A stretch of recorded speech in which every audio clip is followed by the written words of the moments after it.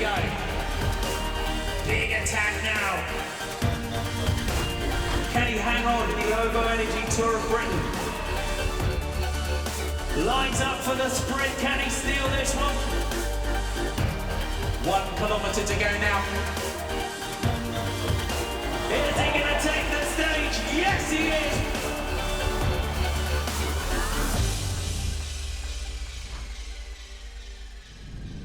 Hello and welcome to the beautiful Warwickshire countryside. We're here for the penultimate stage of this year's OVO Energy Tour of Britain. It's going to be a difficult one. The days are starting to merge into one. We're running out of clean clothes and the crew keep calling me Ned. It can only mean one thing. This year's tour is almost at its fascinating conclusion. But as yesterday proved, this ain't no holiday.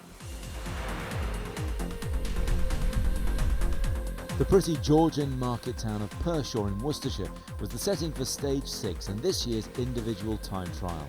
Tristan Robbins of Swift Carbon Pro Cycling had the honour of being the first man down the ramp and onto the 14.5 kilometre course. Mark Cavendish received the biggest cheer of the day and seemed to be loving all the attention.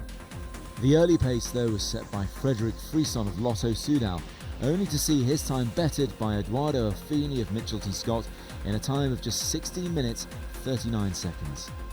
British national champion Alex Dowsett was faster at the intermediate split but couldn't quite hold on to the end. With the green jersey last to set off, the Mitchelton Scott rider couldn't relax in the hot seat. Rider after rider tried and failed to beat the young Italian as we got down to the top two and a race within a race. Mathieu van der Poel set off first and immediately after him it was the green jersey of Matteo Trentin. They couldn't be separated at the intermediate split and so it was just a question of who would prove stronger to the finish. The Amstel Gold winner came in outside Affini's time, but then all eyes turned to Trentin to see if he could beat his Italian compatriot, but more importantly, to see if he could beat the Dutchman. Here he is now up towards the line. Matteo Trentin fighting to try and keep hold of it. 100 metres to go. 16:51.81 was the time of Mathieu van der Poel. He crosses the line now. 17.78. 17 minutes, 10.78. It's going to be close, but it looks like Van der Poel has taken back that jersey. So after hours in the hot seat, Eduardo Affini finally took to the podium, whilst Mathieu van der Poel took a step closer to the overall by regaining the OVO Energy jersey from Matteo Trentin. Joining me once more here at the finish at Burton Dassett Country Park is former professional Janto Barker. Janto, really impressive ride yesterday by Eduardo Affini, stamping his mark on the race and announcing his arrival as a time trialist to the rest of the world. Yeah, we were talking a lot about the other favourites, but we didn't mention him.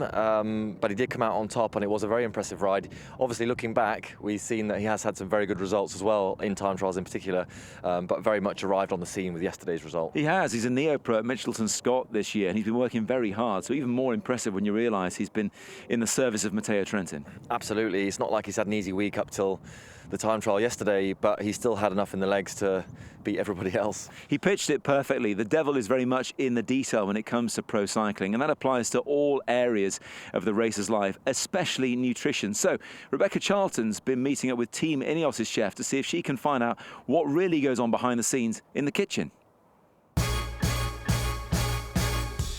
As Ineos prepare for tomorrow's stage, I've been invited into the team hotel to meet their chef, James Forsyth, and find out a bit more about what fuels the riders, what they like to eat, and why it's so important to have a personal chef on tour. Obviously, nutrition is the main, it's the main focus on what we do here.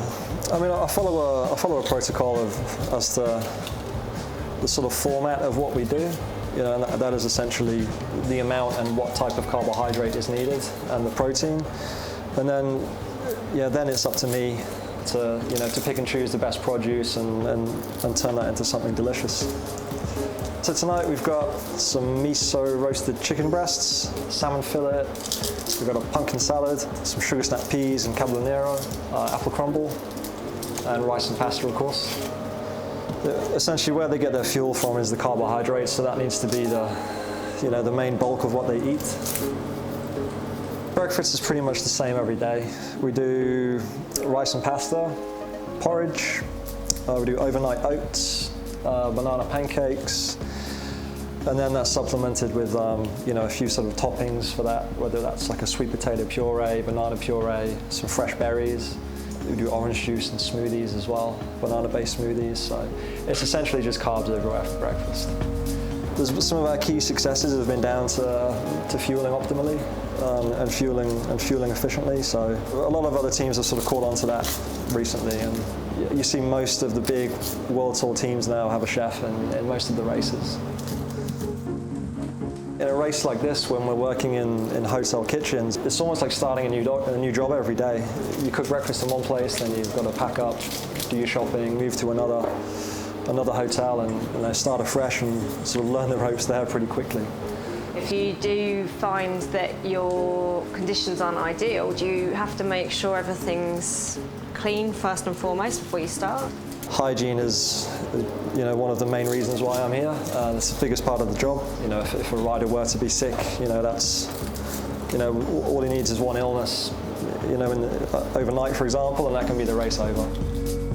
Now, what we all want to know is rider preferences. What can you tell us about what the guys like to eat? I can tell you, Gianni Moscon, he's a pasta monster. You can't get enough of it. Pavel Sivakov, he loves his banana pancakes for breakfast. Always requesting those, actually. But then we've got Ben Swift, who will eat absolutely anything. He's easy as a Sunday morning. So, yeah. But you know, luckily the guys are pretty happy with what they get. So. But it's certainly going down well out there with the riders. But I've snuck back into the kitchen to have a taste myself.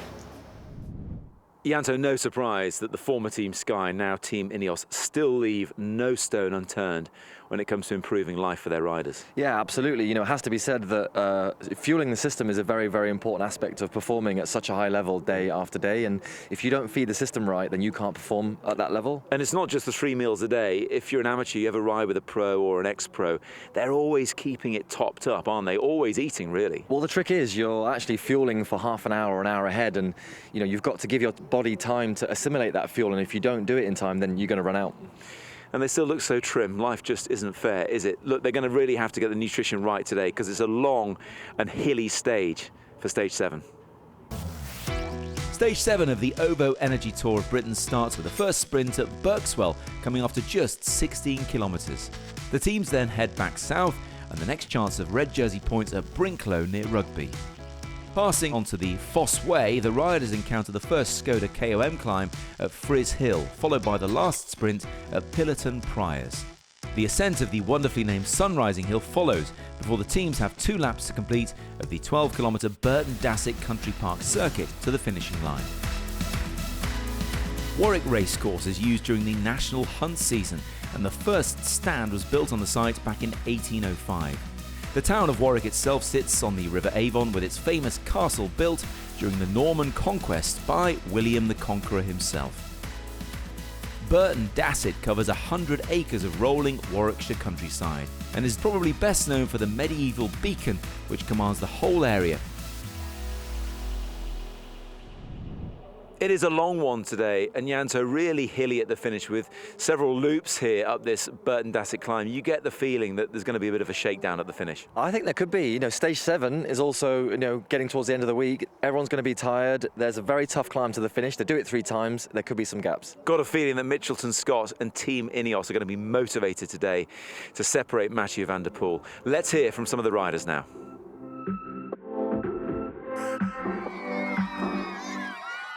Yeah, it was a nice evening yesterday. We had a couple of beers and we celebrated a bit with the team, and yeah, for sure it's a win that gives me confidence for the next appointment of the season. And yeah, let's hope the leg's still there for today and tomorrow. Pretty tough day, I think, but not until the last 50 kilometres. It's going to be pretty full on to get in the breakaway for anyone who wants to be there. I think everyone who kind of had an easier day yesterday in the time trial, everyone's going to be a bit fresher, so it could be a fast first hour, and I think that'll take its toll and that could make a difference in the end. Oh, it's going to be a tough finish. It's pretty grippy, you know. Yeah, I haven't done the climb in quite a while, but it's from memory it's pretty tough, and yeah, I'm sure there'll be fireworks. The GC is still not settled, so it'll be a tough day. So that's what the riders think with a very long and difficult day ahead. One more thing to look out for is with it being so close between Trentin and Van der Poel is they might be motivated to get some of those bonus seconds in the intermediate sprints. That's enough from me. Time to hand you to your commentary team of Rob Hales and Marty McDonald. Thanks, Matt. 188.7 kilometres, that 2 laps of the Burton Dassett Country Park. The jersey wearers on the front, as is protocol. Mathieu Van der Poel leading Matteo Trentin by 6 seconds. Pavel Sivakov at 24. He's in the Ovo Energy green jersey at the front there. Rob, Simon Clark could be one to go for today. This is a good finish for him. Certainly a finish that could very well suit him. Is it hard enough? I don't know. I think the obvious shout is the man just down there, front left in the green, Van der Poel. I think he is the out-and-out favourite for another stage. Definitely rolling out here from Warwick Racecourse. We have our neutralised section to get us underway before we get to kilometre 0. This is a National Hunt Jumps racing course. The first fixture of the season comes on the 23rd, 24th of September. So as the riders roll out, they'll be pretty pleased that they don't have the same weather that we had when we finished in Burton Dassett Country Park for the Ovo Energy Women's Tour a little bit earlier on in the season. They had pretty grim weather. Kern Baumann, Armin Gröndal, Janssen just on the back here as we roll out past some of the school kids out to watch the race go by.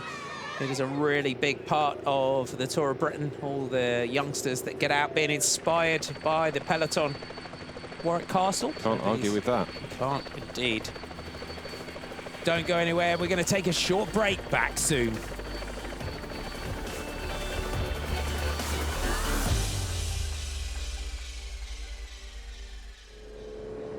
Welcome back to the penultimate stage of this year's Ovo Energy Tour of Britain.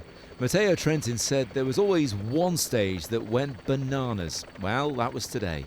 Attack after attack tried and failed to get clear. At the first sprint at Berkswell, the top 2 fought it out for the bonus seconds, with Van der Poel gaining another valuable 2-second advantage by taking first to Trentin's third. Then it looked like 4 had escaped, but a swift counter by the 2 cousins brought it all back together. Finally, after nearly 60 kilometres of full gas racing, Dylan van Baarle and Cameron Mayer did snap the elastic. Corendon Circus sent for more provisions and instructions from their team car, while the 2 leaders rolled through the second iceberg sprint at Brinklow. The first climb at Friz Hill is fast approaching as we rejoin our commentary team. The crowds are out alongside. They're still holding 2 minutes and 36 seconds. Our man in the yellow and black from Mitchelton, Scott. There was a lot of chat going on the radio between Cameron Mayer and the team car behind and the teammates potentially just to decide if he was going to persist with this effort. And for Dylan van Baarle in the breakaway into Kendal, he would of course have scored in the King of the Mountains classification. So will he decide to try and take some points here, or will he be happy to let Cameron Mayer ride through? It looks like he is, so he's not going to interrupt the chase here. Cameron Mayer goes over the top of Friz Hill. So Mayer takes maximum points there. Van Baarle takes second. Yeah, Van Baarle started the day 6th, only on 13 points though, so no opportunity for him really to take the points and get himself up in that classification. So happy to just roll through. Corendon Circus still now. Well, how long can they do this for as they start to hit the climbs? They should be okay for a little while. They've got plenty of strength in depth, but 2:36. Be interested to see how that figure stands over the next few kilometres. You can see the little grimace on the face of Dries de Bont, can't you, on the front? He's been on the front a while, hasn't he? And that's the thing. He takes up most of the work, and then he'll peel off, and then he does have the fresher riders in behind who haven't committed too much to this chase at the moment.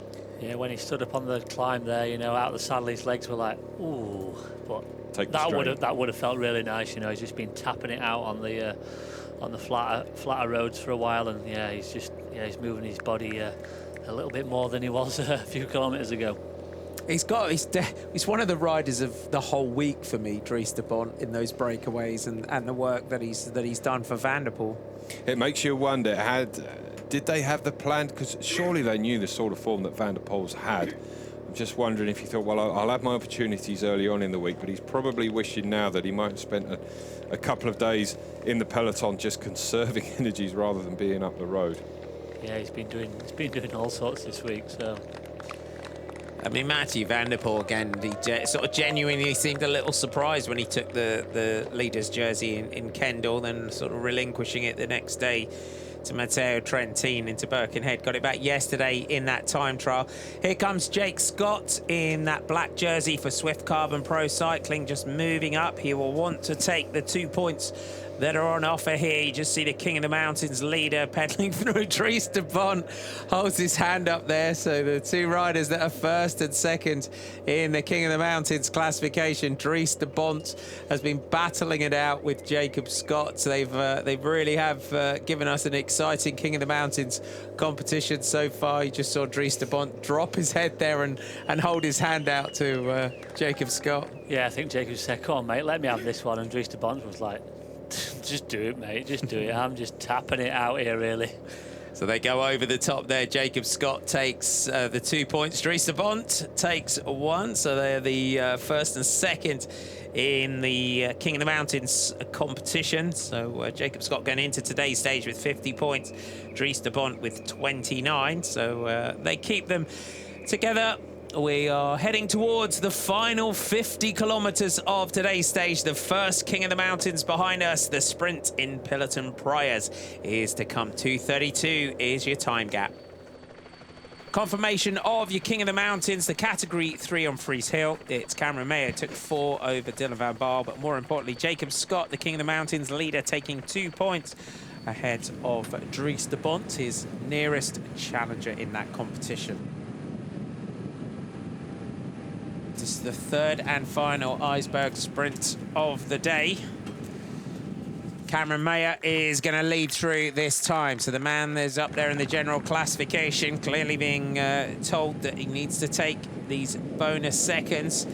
Anything can happen here on the back end of the stage. It will be that sprint behind. So remember, there is 1 bonus second now on offer for the group behind Rory Townsend. You would think the red jersey's very much towards the front here, but Van der Poel might fancy a hit out here for the sprint, and we would expect so with Matteo Trentin. Mark Cavendish just moving up in the green and white there. Israel Cycling Academy well up here as well. Lasse Norman Hansen just leading out on the front. Jacob Scott is locked in there. The Swift Carbon Pro Cycling rider. Here come Lotto Soudal on the left. So remember, Jasper de Burst was the rider that put himself in between Van der Poel and Trentin on the first sprint of the day. Well, they are there, Mitchelton Scott up in the middle of the shot there. And I think the fact that de Burst is wanting to have a go at this, that's the danger man, really. De Burst and Trentin just locked side by side at the moment. Remember, you're watching out for that light blue sprints jersey or the points jersey for Matteo Trentin. He's right on the wheel of Jasper de Burst. Rory Townsend moves up here in that red iceberg sprints jersey. He's the sprint leader in this competition. Ben Swift, the British national champion. You can see him there just getting in on the action. Van der Poel on the right. So you've got a two-pronged lead out here. You've got Corendon Circus on the right. Townsend now moves up. Rory Townsend's going to go long here, and Matteo Trentin is right on his wheel. Trentin wants the 1 bonus second. And it looks like Trentin took that frustration you can see there for Rory Townsend. Yeah, he played into Trentin's hands there, really, Rory Townsend. He let him out a treat, and he was, very disappointed not to take that. Big smile from Matteo Trentin. Yeah, he probably just said, thanks for that, pal, and sorry. Gives him a little shake of the hands as well. Great lead out there by Rory Townsend. Look at this, Matteo Trentin just comes off the wheel. Trentin comes through on the left. Look at the frustration of Rory Townsend. Yeah, Trentin's just found himself a new lead-out man for next year. He has. Step up, Rory Townsend. Big contract, I think, next year. Look at that. Well, how important is that 1 second bonus going to turn out? He now decreases the deficit to 7 seconds to Van der Poel, who didn't commit to that at all. Confirmation of the sprint result in Peloton Priors. Cameron Mayer takes 3, Dylan van Baarle 2, and Matteo Trentin about 1 second. How important will that become the finish?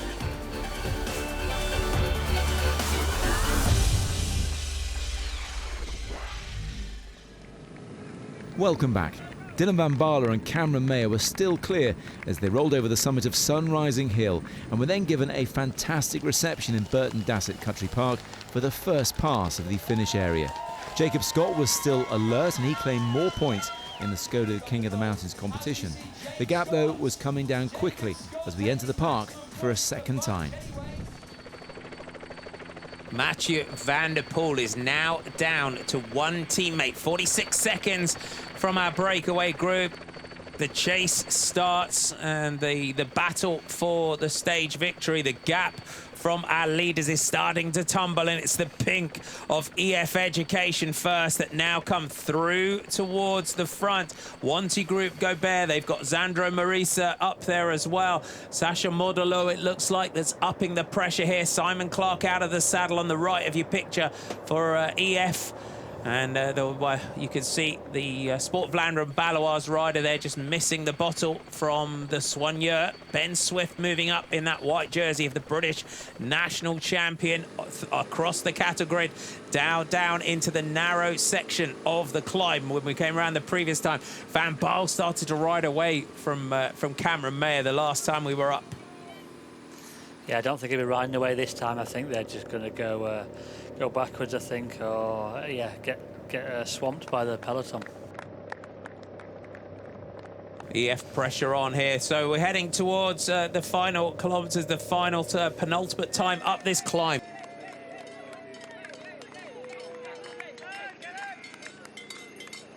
Dylan van Baarle rides away.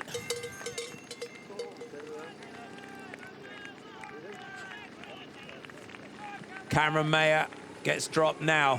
Dylan van Baarle rides away from Cameron Mayer, these two riders. So Cameron Mayer at points today was the virtual leader on the road. Dylan van Baarle keeping that tempo. And heads up towards the summit, 33 seconds. Now the attacks come from behind. Is this Hamilton that's going for Team Sunweb? And you can see that Julian Vermotter is the rider that is reacting to Team Sunweb. Chris Hamilton, he's 19th at 106 in the general classification. Dylan van Baarle pedaling now up towards the summit of this climb, but the battle for the stage behind is starting. Van Baarle shifts up through the gears again as he rounds this corner. They're going to have to be careful of the chase coming behind for the riders that are going to catch Dylan van Baarle very, very soon. 100 meters to go. You can see just now, Rob, where it just levels out up towards the summit. Yep, and this was the point on the previous lap where Cameron Mayer just rode back up onto the wheel of Van Baarle, but obviously that fatigue really set in. And Van Baarle, well, he's committed to this now. He's got 1 lap to go as to all the vehicles try to get themselves through. As Cameron Mayer, well, he's barely made it up to the summit of the climb before the peloton come down on him. And look, it's Ben Swift on the front, actually, just trying to put people under pressure, an awful lot of pressure. Julian Vermont starts to go backwards. You can see now some gaps starting to open in this group. Swift being chased hard by Van der Poel. And now the battle, here we go, Daniel Kanga getting up there. Here goes Pavel Sivakov. So Sivakov, the man that sits in 3rd place. Van der Poel reacts. Sivakov ups the pressure. The green jersey latches onto the wheel of the Ineos man. And you can see as they try to close this one down. Matteo Trentin just out of shot. He's got to react to this because Sivakov, he's dangerous. Sivakov in 3rd on general classification, puts a little bit of a move in and it all comes back together. So Chris Hamilton of Sunweb is there. Now the next attack goes. Is this Moscon that's going? Gianni Moscon makes his move. Ineos are going to take this race to Mathieu van der Poel. He's got no teammates left now. And Gianni Moscon, he started the day at 33 seconds in the general classification. So they're going to go one after the other. Sivakov made his move. Tej Benut reacts for Lotto Soudal. The yellow jerseys of Jumbo-Visma. And then comes the blue of Movistar. That would suggest it's Andre Amador. Van der Poel is having to react. We saw an Ineos jersey that went with him. Pavel Sivakov is right on him, but Mathieu van der Poel now riding away from Pavel Sivakov. He decides that he wants to go after Gianni Moscon. Sivakov shifts through the gears and gets onto the wheel of Mathieu van der Poel. So Van der Poel, the man from Corrin Circus, looks like he could be in an Ineos sandwich here with Gianni Moscon, and you can see that the Mitchelton Scott jerseys are chasing behind. But straight away there, Rob, you saw that Matteo Trentin couldn't react. He couldn't, but I think Trentin will be in the safety with more riders, and I think this will come back now, but well, it has to for the riders behind, because this is extremely dangerous. And as we see, it is Mitchelton Scott who have got riders on the front. Trentin does have safety in numbers in terms of his teammates. So this trio now, Gianni Moscon, Mathieu van der Poel and Pavel Sivakov. Little shake of the head by Sivakov. Now attacks again. Dylan van Baarle is there, so he's still there, the Ineos man off the front. It's the reaction from the group behind. So Van Baarle, can he give his teammates behind a bit of an effort to try and drive this move off the front? Has he got anything left? You can see again, even after being out there for so long today, Dylan van Baarle, the shoulders rock steady, just powering on here. The reaction again, the Mitchelton Scott jerseys. The pink of EF Education first. Looks like the style of Simon Clark. Andre Amador getting up here as well. It looks like Alex Edmondson that's trying to get on here for Mitchelton Scott. Edmondson went into the day at 58 seconds in 16th overall. Connor Swift looks like from the aerial shot as they go through the trees, trying to get on. Well, there's a select group going off the front of the peloton, and Van Baarle just hanging out there at the moment. That 9 seconds down to single figures, and if he does get caught by this group, well, how much can he commit? Can he commit any more? So here we go, the reaction. Looked like the Ineos riders were missing from that group, so it must have all come back together again, and then there was another attack going off the front of the peloton. You have through the trees. Dylan van Baarle pressing on here. Wants the stage victory. They can jump around for that group behind. So that group comes back. The Movistar jerseys on the front there. Dylan van Baarle still pressing on here, trying to time trial his way to a potential stage victory. There's the group behind. Still a sizable peloton, isn't it? Big group, isn't it? And they pushed hard over the top. It was Swift for Team Ineos, who was trying to set things up, just soften it up for Sivakov and Moscon. And it's all going to start to come back down together now. 6 seconds with 9K to go. Van Baarle, well, his time out front is limited. So we'll wait for those reactions behind. There's the Great Britain national team jersey of Connor Swift on the front of the group behind. Sunweb jerseys, they brought Chris Hamilton up towards the front. Hamilton was the rider that made his move. Looks like James Shaw up there as well for Swift Carbon Pro Cycling. Ben Swift also there. Jasper de Burst is well to the front for Lotto Soudal from the helicopter shot. Connor Swift doing the work on the front here for Great Britain. Van Baarle doing the right thing though, isn't he? Just pressing on. He might just squeeze out 20 seconds again, 30 seconds. You never know if they start looking around at each other behind.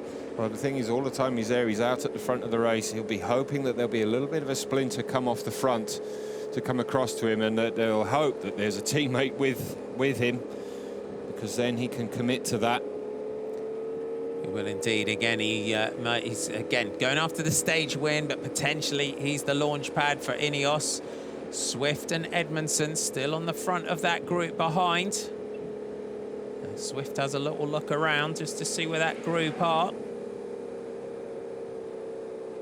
Just seeing, kind of looking through the gap there. There's Ben Swift. Swift is up there. Armin Gröndal Janssen also there as well. Matteo Trentin just again looking around. So the reaction here, the attack comes from James Shaw with Swift.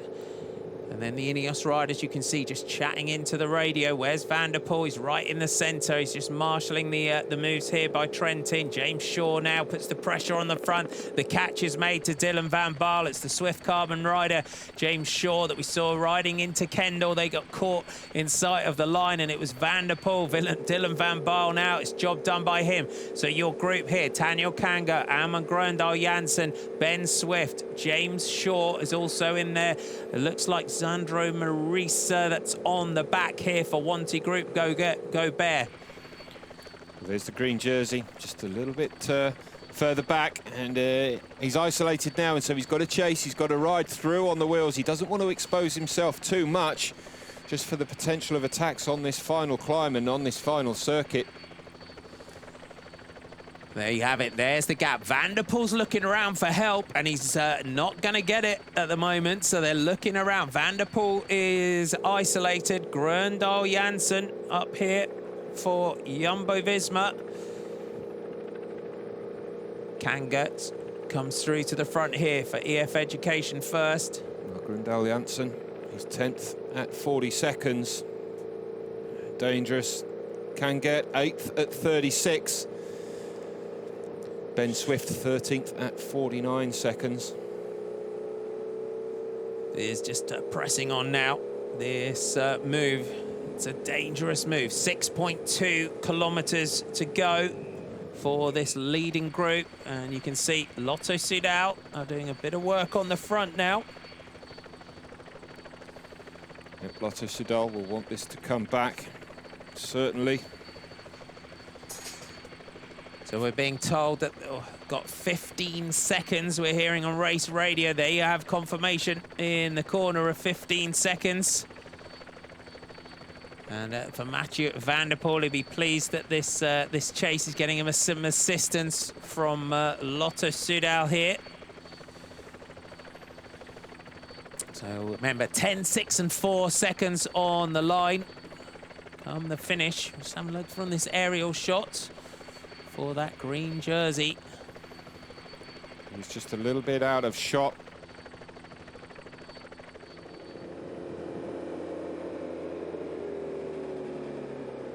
James Shaw on the front.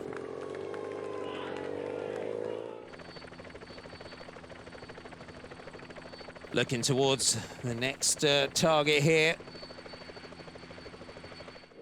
5 kilometers to go. Daniel Kangat on the front here.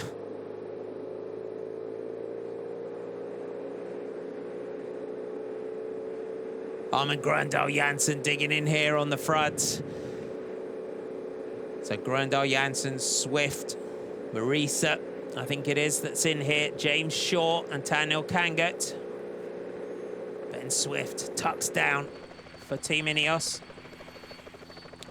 There is the green jersey.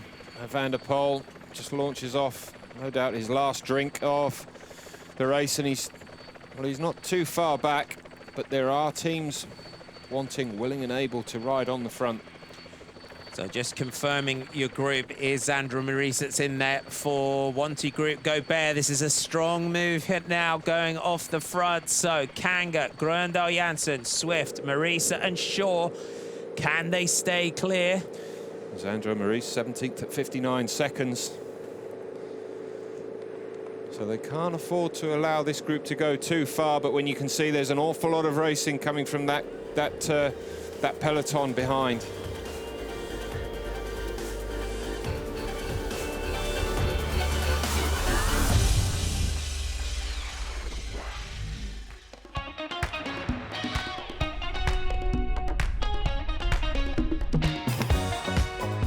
Stage 7 of this year's OVO Energy Tour of Britain. This is an uphill finish and the third of this year's race, and definitely the hardest of them all. I'm going to show you the last kilometre up the climb of Burton Dassett. There it is, the K to go sign. The gradient actually starts back there at about 1.5 Ks to go. And here is about 3, maybe 4%. When we get to about 600 metres to go, We go over that cattle grid, and then it is kicking up in front of me. I can see the hardest part of the climb. Probably actually be quite daunting. If there's a team really pushing hard here, everyone's going to be suffering. This is 500 meters to go, and one of the steepest sections. Not quite bottom gear, but close to it. You see the flags stretching around the corner as we level off slightly at about 300 meters to go. Just coming up to 200 meters to go, and this is the steepest part over as we crest onto a slight right turn. If there are any sprinters or anyone left with any sprint left, they're going to start kicking now. 150 meters to go. It's about 3% to the line and a bit of a tailwind. I expect there to be time gaps further down the hill that will continue all the way to the line. Lactic's going to be really pumping now. And then across the line. That's a hard one. That is a difficult finish. The hardest final kilometre of this year's race. But the steepest section is between 500 to go and 300 to go. And I think that's where the gap's going to be made.